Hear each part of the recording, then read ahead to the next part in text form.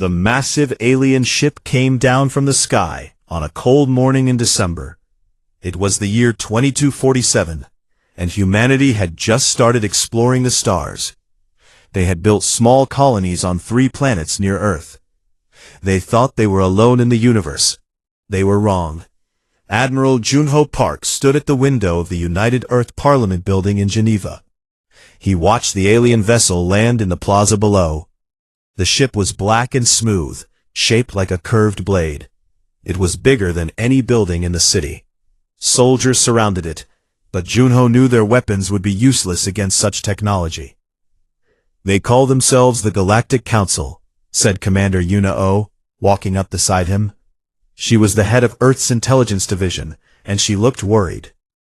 "Over 2,000 species. They have ruled the galaxy for 50,000 years. Junho said nothing. He had fought in 3 wars during his life. He had seen death and victory, but nothing had prepared him for this moment.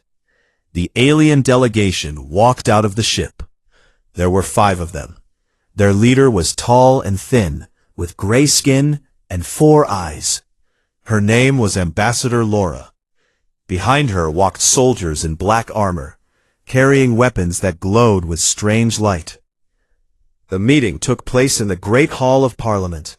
Leaders from every nation on Earth sat in silence as Ambassador Laura spoke. Her voice was cold and clear. "You are a young species," she said. "You have only just learned to travel between stars. This is a dangerous time for you. The galaxy is not a safe place for the weak." She waved her hand, and a hologram appeared in the air. It showed a beautiful planet covered in green forests and blue oceans. "This was the homeworld of the Valorian people," Laura continued. "They refused our protection. They thought they could stand alone." The image changed. The planet was now brown and dead. Its surface was covered in glass and ash. Nothing lived there anymore. "We have done this 12 times, said Laura. 12 species who said no to the Galactic Council. All of them are gone now. Their worlds are empty. Their children are dust." The room was silent. Some leaders looked sick. Others looked angry. But all of them were afraid. "The Council offers you a choice," said Laura. "You will surrender all your military ships. You will close your space program. You will accept protectorate status under the Dominion species. In return, we will allow you to live." She paused and looked around the room with her 4 eyes. "You have 1 week to decide." Far away from Geneva, deep underground beneath the mountains of Korea, Dr. Hana Yoon watched the meeting on a small screen. She was a scientist, the smartest person on Earth according to many. She worked in a secret laboratory on something called Project Ember. "They are going to kill us anyway," said her assistant, a young man named Do-hoon. Hana nodded slowly. "Yes, I think you are right. But we still have time. We must work faster." She turned back to her machines. Project Ember was a weapon, something that could change the rules of war itself. It was based on theories that most scientists said were impossible. But Hana had made the impossible real many times before. On Mars, Captain Minji Kang received the news in her small room at the defense station. She was the best pilot in the Earth fleet, a woman who had never lost a battle in simulation or real combat. She read the aliens' demands 3 times. Then she laughed. "They want us to kneel," she said to herself. "They do not know humans very well." Minji stood before them. "Listen to me," she said. "I do not care how many ships they have. I do not care how old their empire is. If they want Earth, they will have to take it from my cold, dead hands." The pilots looked at her. Slowly, one by one, they began to nod. Back on Earth, Lieutenant Siwer Beck was working late at the Seoul Communications Center. He was young, only 23 years old. His job was to monitor signals from space. That night, he found something that changed everything. He picked up an alien transmission. It was encrypted, but Siwoo was very good at his job. He worked through the night, breaking the code, piece by piece. By morning, he understood the message. His hands were shaking when he called Commander Una-O.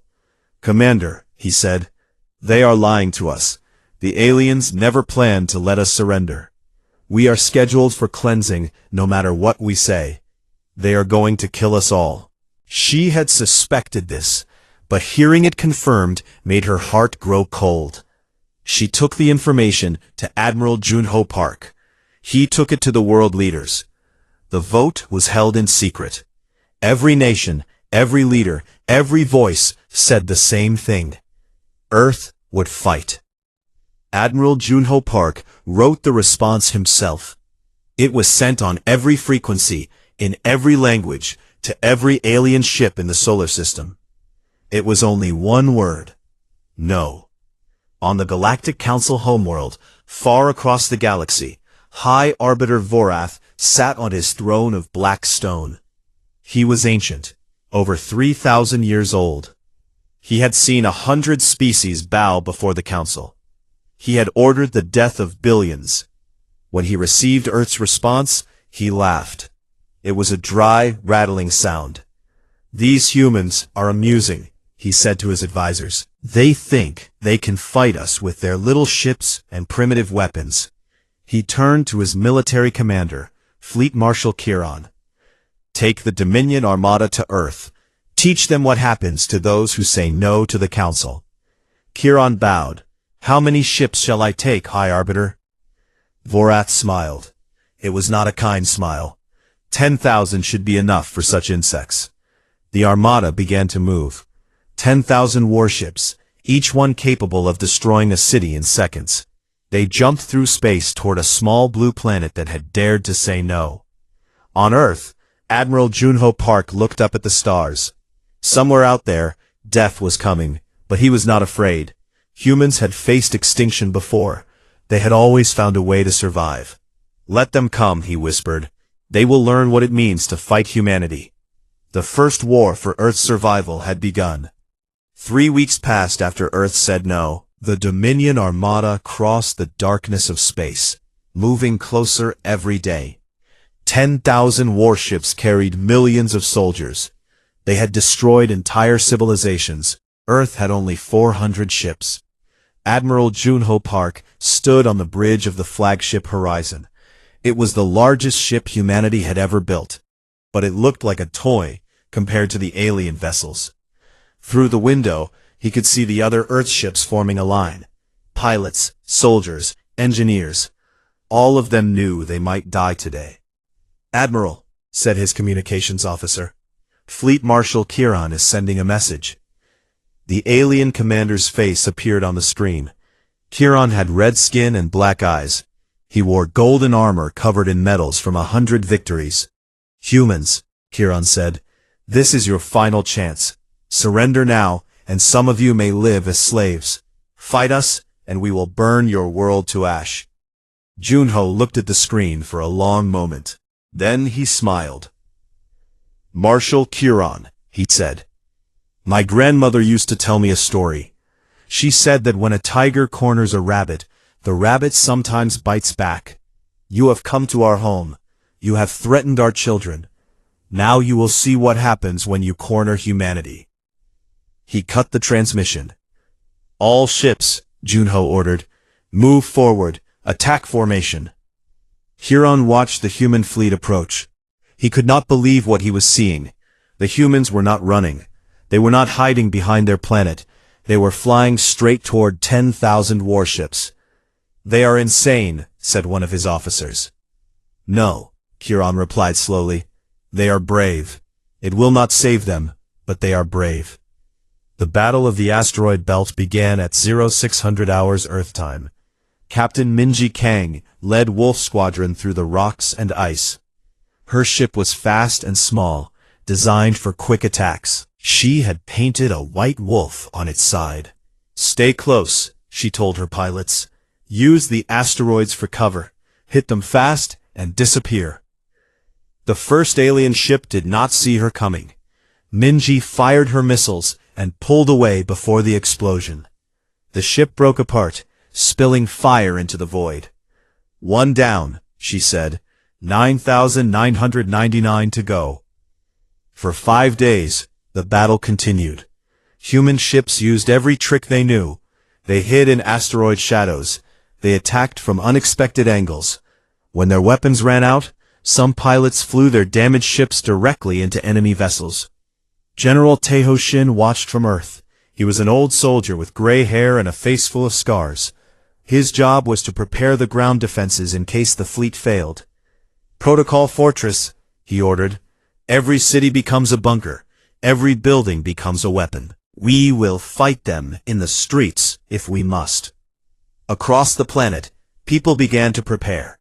Farmers picked up rifles. Teachers learned to shoot. Children were moved to underground shelters. Earth was becoming a world of warriors. In space, Commander Yuna Oh launched Operation Ghost. Small stealth pods carried human soldiers to alien ships. They cut through hulls and entered quietly. Inside the massive vessels, they planted bombs and destroyed critical systems. Lieutenant Siwoo Beck worked without sleep. He had cracked another alien code and found something important. The Dominion ships changed their shield frequencies every few minutes, but Siwoo had found the pattern. "Send this to all ships," he told his team. "Now our weapons can hit them at the right moment." With this knowledge, human ships began scoring more kills. But it was not enough. The aliens had too many vessels, too many weapons. After 5 days, the Earth fleet was broken. Only 89 ships remained. Admiral Junho Park stood on the bridge of the horizon, surrounded by damage and death. His uniform was torn and burned. But the aliens had suffered too. Over 800 of their ships were destroyed. Fleet Marshal Kiran could not understand it. No primitive species had ever hurt the Dominion so badly. "They fight like demons," Kiran said to his officers. "They throw themselves at us without fear. What kind of creatures are these humans?" Deep underground, Dr. Hana Yoon had not slept in 4 days. Her eyes were red and her hands were shaking from too much coffee. But she did not stop working. Project Ember was almost ready. The device sat in the center of her laboratory. It looked simple, just a sphere of metal and glass. But inside it was technology that could change everything. The ability to shut down all enemy systems at once. "How much longer?" asked her assistant Do-hoon. 12 more hours, Hana replied. "Tell the Admiral, we just need 12 more hours." The message reached Junho in the middle of another attack. 12 hours.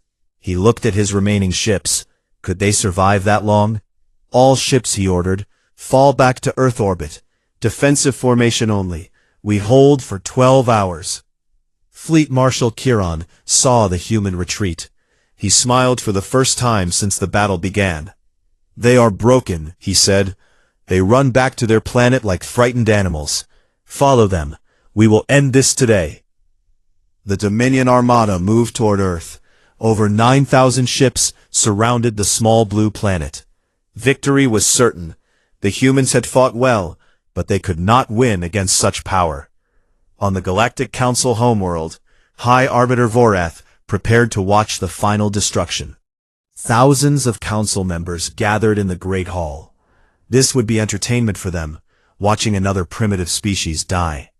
Admiral Junho Park looked at Earth through the horizon's window. He could see the continents, the oceans, the clouds. Somewhere down there, his daughter was hiding in a shelter. His wife was probably holding her, telling her everything would be okay. "It will be okay," Junho whispered. "I promise." His communication screen lit up. It was Dr. Hana Yoon. She looked exhausted, but her eyes were bright with excitement. "Admiral," she said, "Project Ember is ready." Junho closed his eyes for a moment. When he opened them again, they were hard as steel. "All ships," he said quietly, "prepare for counterattack." Outside, the alien armada began their final approach. They did not notice the strange energy readings coming from a mountain in Korea. They did not know that everything was about to change. The sleeping giant was about to wake up, and it was very, very angry. The Dominion Armada surrounded Earth like a ring of death. 9,000 warships pointed their weapons at the small blue planet. Fleet Marshal Kiran stood on his command bridge, watching the human world spin slowly below him. "Begin the bombardment," he ordered. "Start with their orbital stations." Beams of bright plasma shot down from the alien ships. Earth's defense platforms exploded one by one. Fire bloomed in the darkness of space. The human fleet, only 89 ships now, formed a final line between the Armada and their world.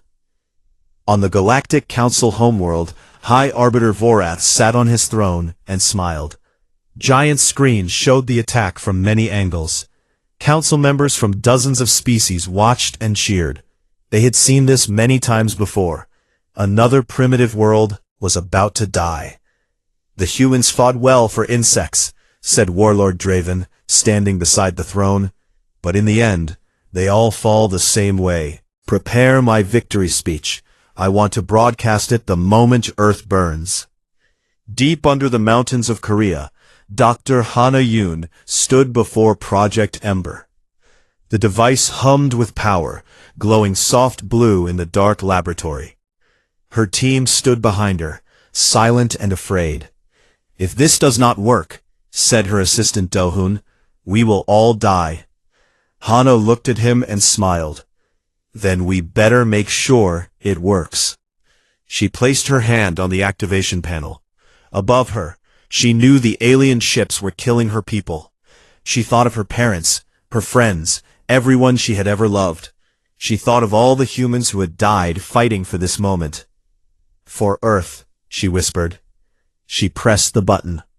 The Ember device activated. A wave of invisible energy exploded outward from the laboratory. It moved at the speed of light, passing through rock and metal and flesh. It was not a weapon that killed. It was something far more clever. It turned off everything else.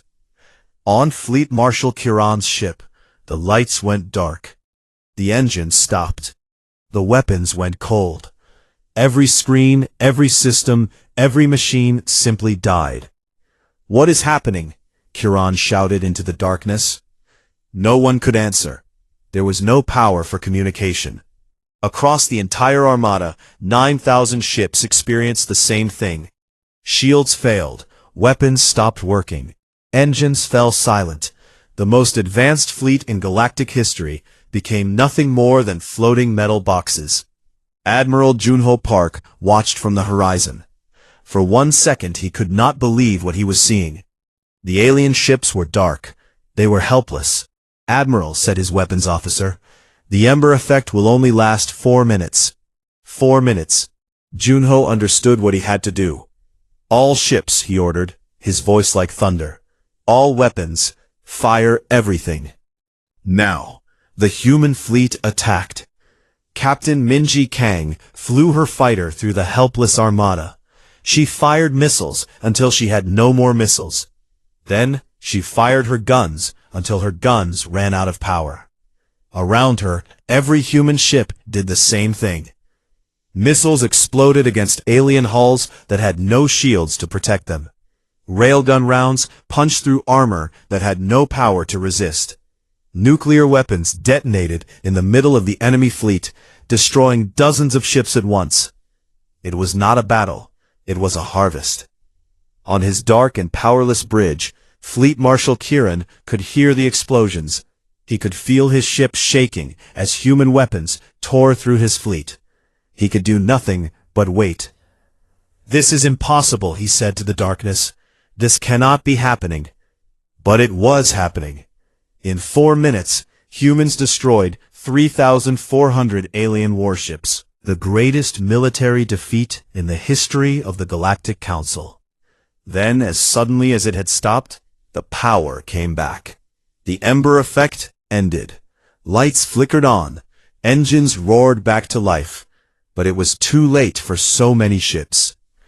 Kiran looked at his screens and saw the destruction. More than a third of his armada was gone. Burning wreckage filled the space around Earth.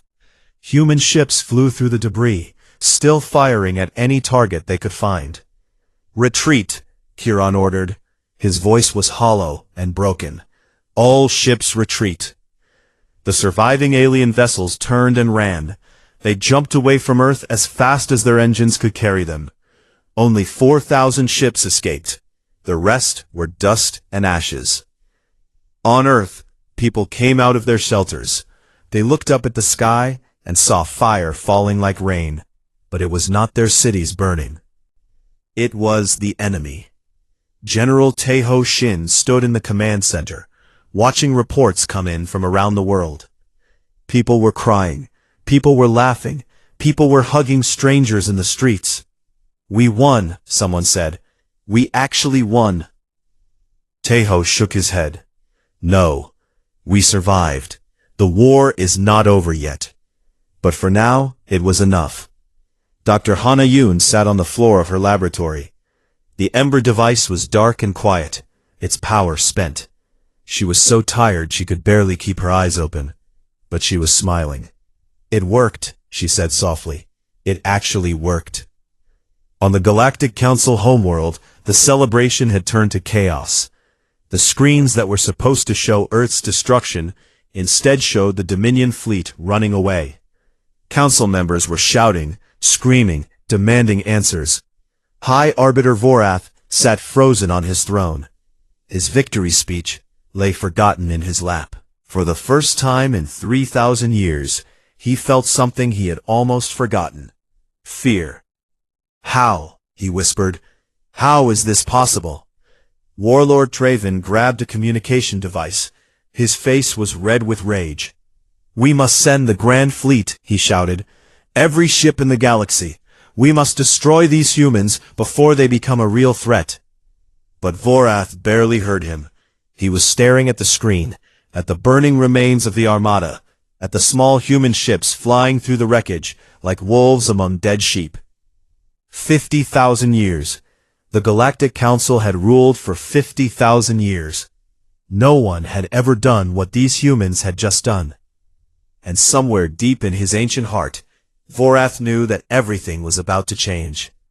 On the bridge of the horizon, Admiral Junho Park allowed himself one moment of peace. He looked at Earth, still blue and green and beautiful, still alive.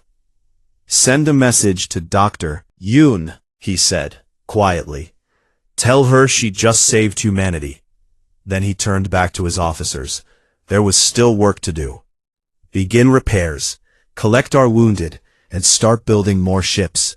He looked at the stars, where the aliens had fled. "They will be back, and next time we will not just defend."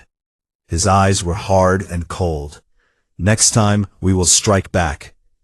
1 month had passed since the Battle of Earth. The human planet was wounded but alive. Factories worked day and night. Shipyards built new vessels. Scientists studied captured alien technology. Humanity was preparing for the next fight. Admiral Junho Park walked through the construction yard on the moon. Around him, 200 new warships were taking shape. They were bigger and stronger than anything humanity had built before. Human engineers had combined their own designs with stolen alien technology.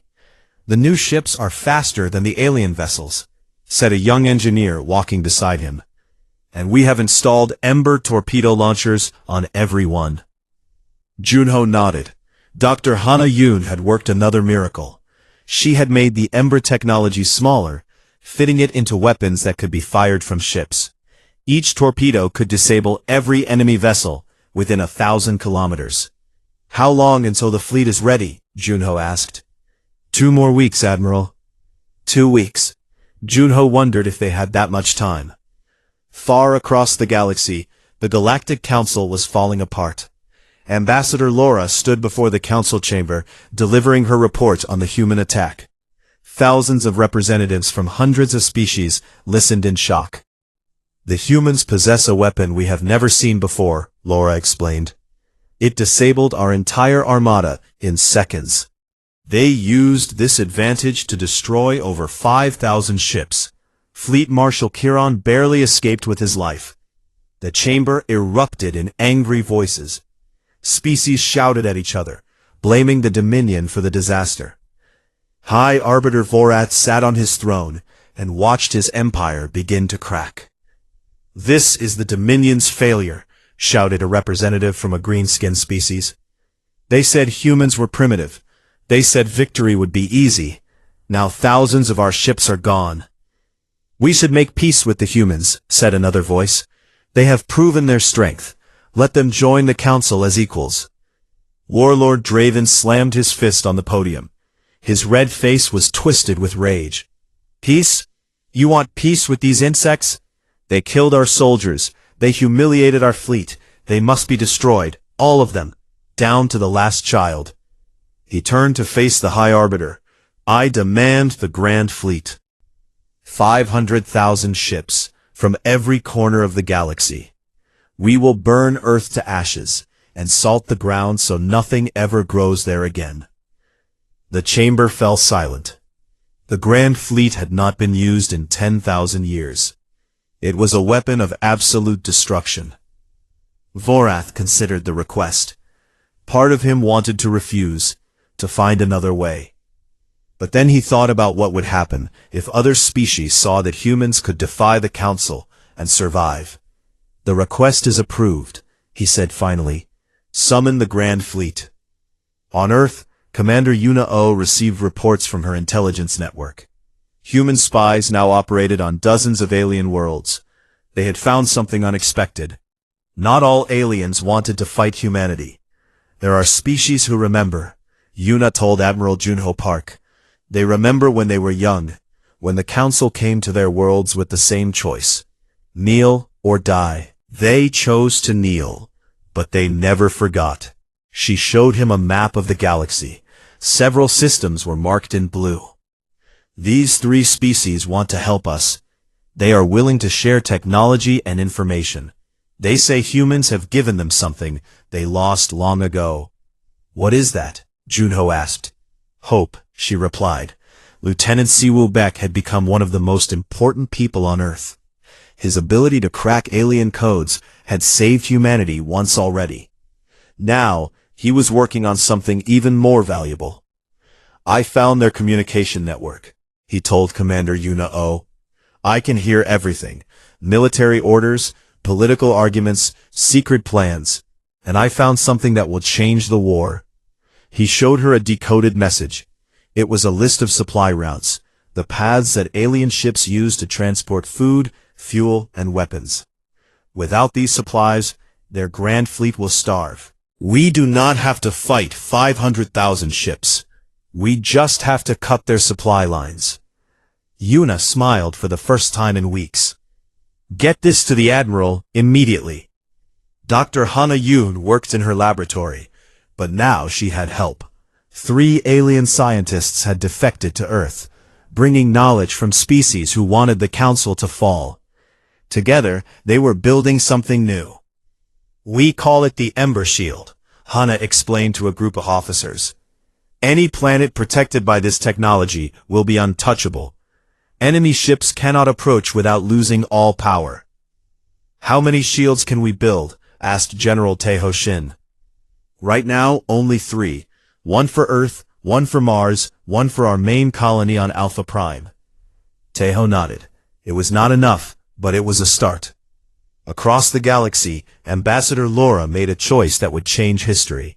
She had watched the humans fight and die for their world. She had seen their courage, their love for each other, their refusal to give up. And she had compared it to the Council, with its cruelty and its arrogance.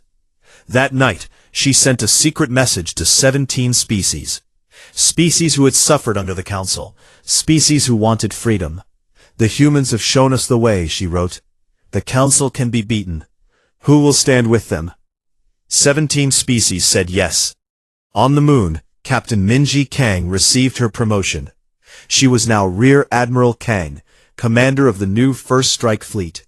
50 ships, the fastest and most powerful humanity had ever built. Admiral Junho Park pinned the new insignia on her uniform.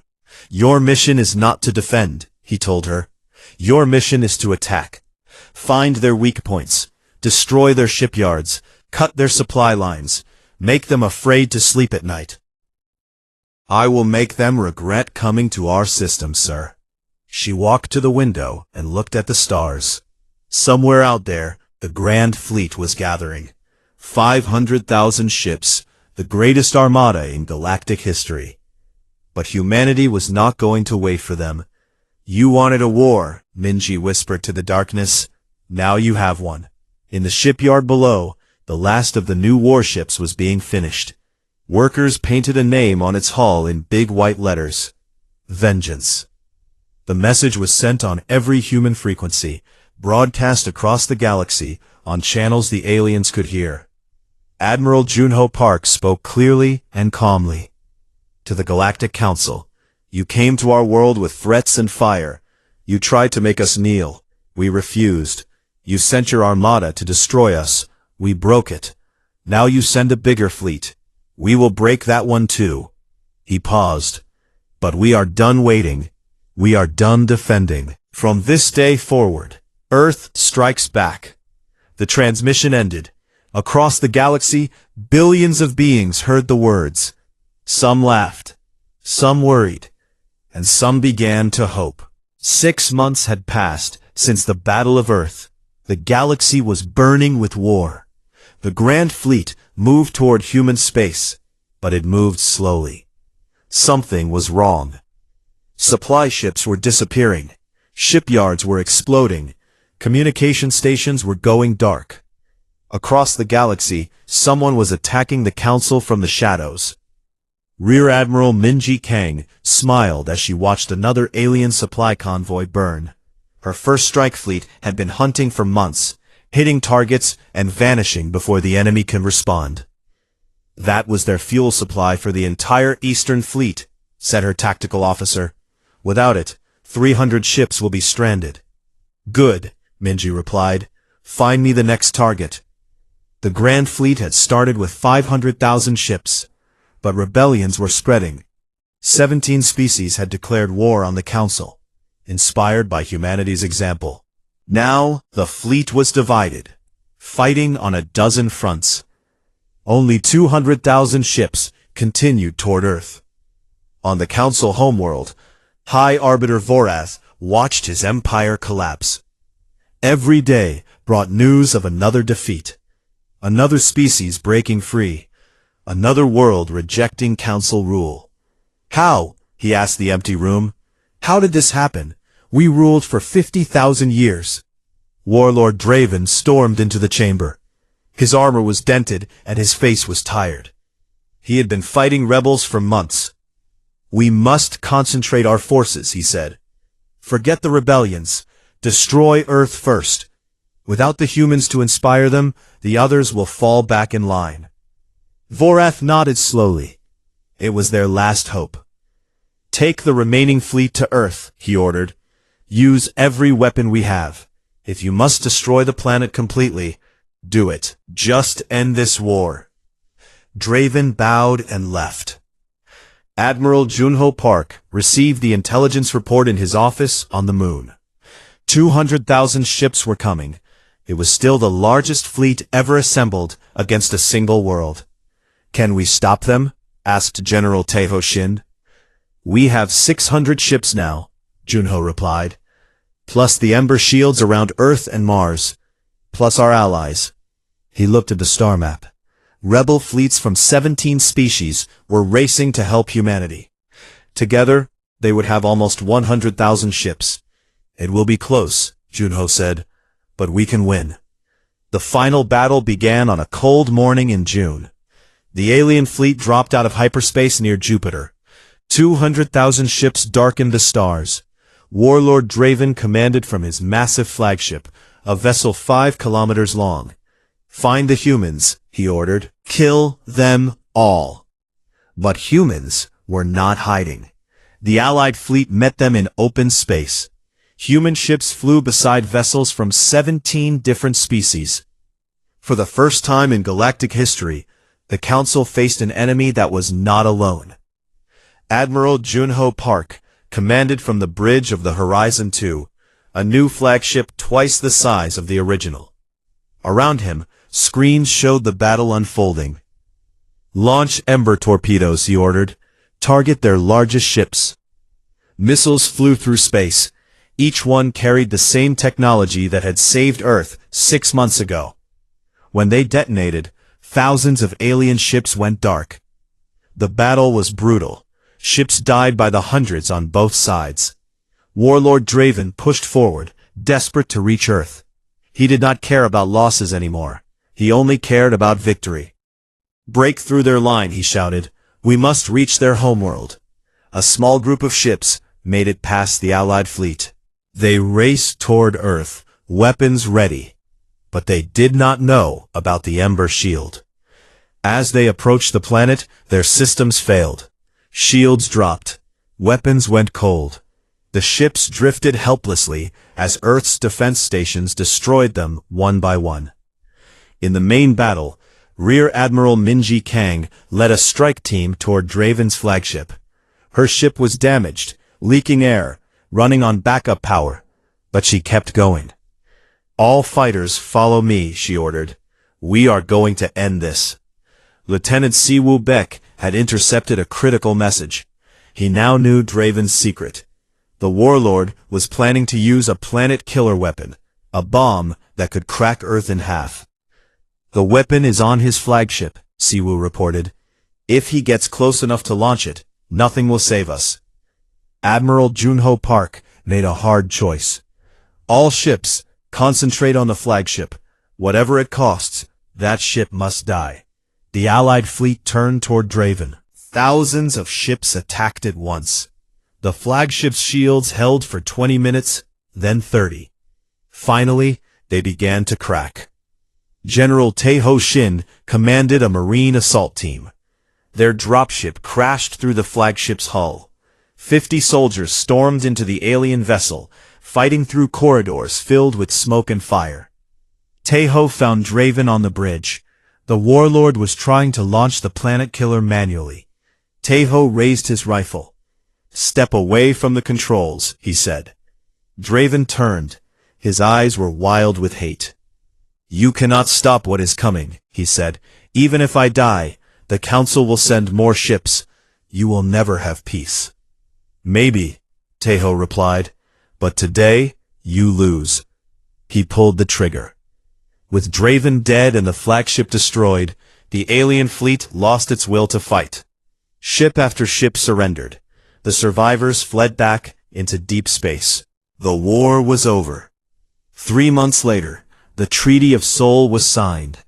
Earth became a full member of a reformed Galactic Council. The Dominion was dissolved. The practice of destroying young species was outlawed forever. High Arbiter Vorath was removed from power. He spent his final years in a small room, watching humanity build a new galaxy. The species he had called insects now shaped the future of trillions of lives. Admiral Junho Park stood before the new Galactic Assembly. Representatives from 800 species watched as he lit the torch of unity, a symbol of the new order. "We did not want this war," he said. "We only wanted to live in peace. But when you threatened our children, our home, our future, we found strength we did not know we had. Today, we offer that strength not as a weapon, but as a hand of friendship."